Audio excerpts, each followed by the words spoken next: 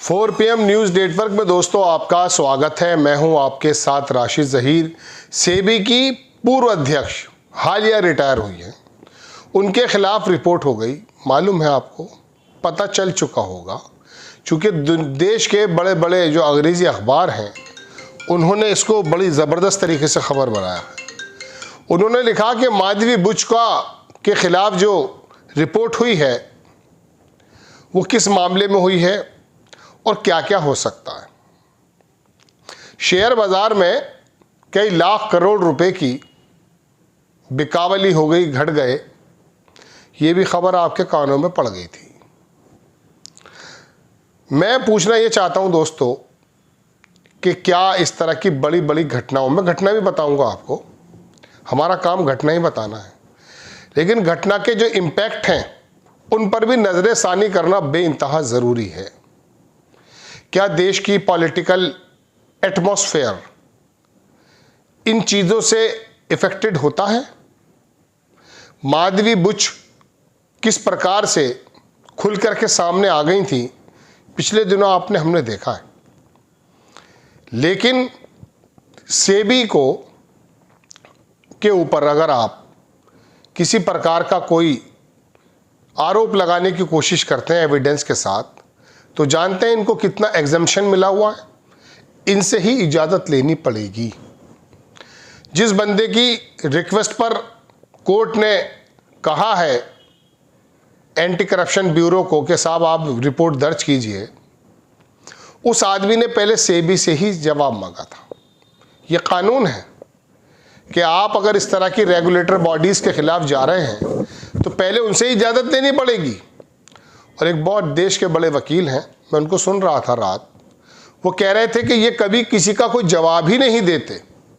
इतने ज़्यादा निरंकुश लोग हैं, ये पैसा बनाने में इतने ज़्यादा आतुर हैं कि जवाब ही नहीं देते। जवाब जब नहीं दिया तो बंदा कोर्ट गया और कोर्ट में जाकर के खुलासा ये हुआ कि माधवी बुच के कार्यकाल के अंदर बॉम्बे स्टॉक एक्सचेंज में एक ऐसी कंपनी की लिस्टिंग हो गई है जो मानकों को पूरा नहीं करता। ये है खबर। वो आकर के बता देगा कि मैं लिस्टेड कंपनीज हूँ, मेरा 5 रुपये का शेयर आप 2 लाख रुपए में ख़रीद सकते हैं। वो उगाही करेगा, भाग जाएगा। खैरत की बात यह है कि FIR के आदेश होने के बावजूद भी हमारे देश के बड़े बड़े अखबारों ने उस कंपनी का नाम नहीं लिखा है। ऐसा क्या पर्दा है साहब इसके अंदर? ये भी राफेल है क्या कि राफेल के अंदर हमने ऐसे इक्विपमेंट्स लगवाए हैं जिसकी वजह से वो 500 करोड़ रुपए से ना होके 1600 करोड़ का हो गया है। अगर हम आपको बता देंगे तो दुश्मन को जान जाएगा। क्या जान जाएगा दुश्मन? राफेल तो दुनिया के लिए है, कोई भी खरीद के लेकर आ जाए। खैर, मैं राफेल पे नहीं जाना चाहता।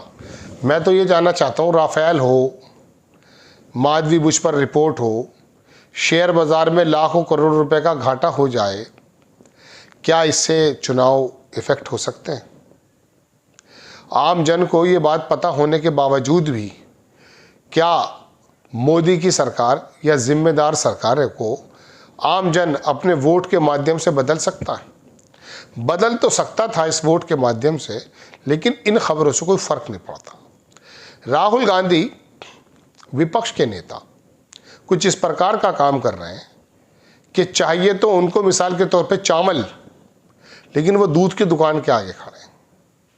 या ऐसा मान लीजिए चाहिए उनको दूध और वो गोश्त की दुकान के आगे खड़े हैं। उनको मालूम ही नहीं है कि दरअसल कौन सा मुद्दा भुनाना है। मोदी जी इस बारे में बहुत क्लियर हैं। वो कहते हैं ना कि मैं घूमा हूँ और मैं दुनिया भर में चला हूँ और मुझे पता है। मैं आपको एक फिल्म का एक थोड़ा एग्जांपल देता हूँ। आपको याद होगा वो मिलेनियम कौन सी आई थी, स्लम डॉग मिलेनियर। देखें आपने फिल्म, देखिएगा। उसका प्रेजेंटेशन बड़ा शानदार है, बाहर का डायरेक्टर था, बड़ी शानदार फिल्म बनाई थी। उसके अंदर वो जीत जाता है कई करोड़ रुपया KBC जैसे मंच पर।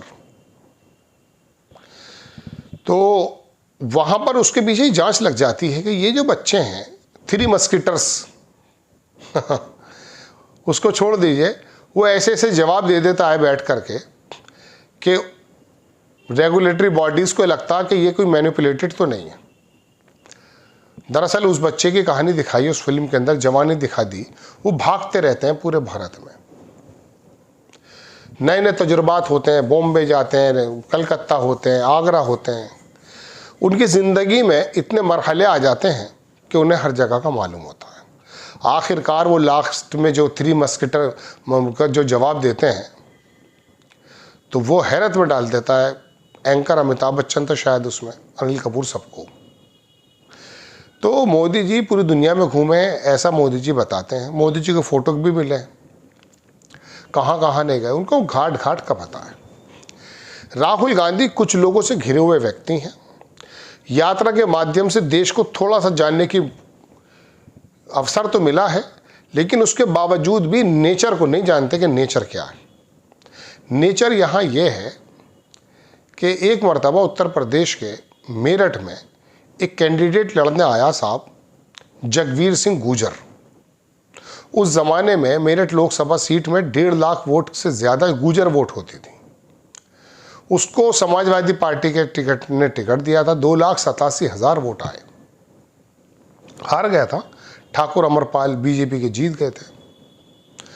उसके बाद अगले इलेक्शन में अवतार सिंह बढ़ाना आया, वो भी गुजर जाति के थे, हैं बलता। उस आदमी ने इलेक्शन जीत लिया, 1.5 लाख से ज़्यादा गुजर और सब मुसलमान, और कांग्रेस की वजह से कुछ और वोट मिल गया।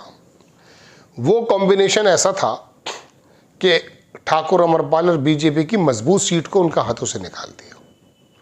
थोड़ा सा काम करना पड़ता है, जाति समीकरणों पे इलेक्शन जीत जाते हैं। आप लेकर चलते हैं संविधान का मुद्दा, थोड़ा सा इसने असर किया था दलित समाज पर। आप लेकर चलते हैं जाति जनगणना, थोड़ा सा असर किया था। लेकिन जो मोदी जी का तुरुप का इक्का है, हिंदुत्व की राजनीति, मंदिर और मस्जिद, विशेष समुदाय को विलन बनाकर पेश कर देना आज तक आरएसएस का काम है। कल मैं इत्तेफाक से मोबाइल में 5 जनवरी का ट्विटर हैंडल देख रहा था। मुझे उसमें हैरत ये हो गई कि उसमें खबर थी कि कोई लूप करके ट्रेन चलने वाली है, दिल्ली से जयपुर 20 मिनट में पहुंच जाएंगे, 30 मिनट। मैंने कहा इस खबर से इनका क्या ताल्लुक है, ये तो ऐसी खबरें नहीं देते। मुझे मजबूरन उनका ट्विटर हैंडल को खोलना पड़ा, एक्स हैंडल को। तो वही गलाजत, वही बदतमीजियाँ, वही जहालत, अब्दुल्ला ने इसको मार दिया, मुरसलीन ने उसको मार दिया, लड़की लेकर वो एक विशेष समुदाय के खिलाफ। जाकर मोबाइल आपके हाथ में, मेरी खबर रोक दीजिए, आप ट्विटर पर जाइए एक्स पर, और 5 जनवरी खोल दीजिए। पिछले 3 महीने में आप 3 खबरें ऐसी नहीं ला सकते जिससे ये पता चल जाए कि विशेष समुदाय कसूरवार नहीं है देश में। आरएसएस का हैंडल कहा जाता है, ऑर्गेनाइजर 5 जनवरी। इस तरह की नफरतें बिखेरने का ये काम करते हैं। तो ये जो माधवी बुश पर वो हुआ है, खबर तो यही देनी थी आपको। लेकिन जान लीजिए, ये हिंदी अखबारों में तो बहुत छोटा बना होगा, पढ़ते भी नहीं लोग। अंग्रेज़ी अखबार 4-5% लोग बातें करते रहते हैं, देश की बड़ी बड़ी खबरें बना देते हैं उनको। ये बड़ी खबरें नहीं बनती भाई। हिंडनबर्ग बड़ी खबर नहीं बनी है, बन गई होगी तुम्हारी दुनिया में। वोटर्स को टर्न आउट करने के लिए काफ़ी नहीं है, उसके लिए तो अलग मुद्दे चाहिए होते हैं। उसकी गैरत को तो अलग तरीके से जगाना पड़ेगा। राहुल गांधी जितना जल्दी ये बात समझ लें उतना बेहतर है। आपको खबर कैसी लगी अपनी राय कमेंट्स बॉक्स में ज़रूर दीजिएगा। चैनल को सब्सक्राइब कीजिएगा, शेयर कीजिएगा। नेक्स्ट टाइम में किसी खबर के साथ हाजिर होता हूँ। जय हिंद।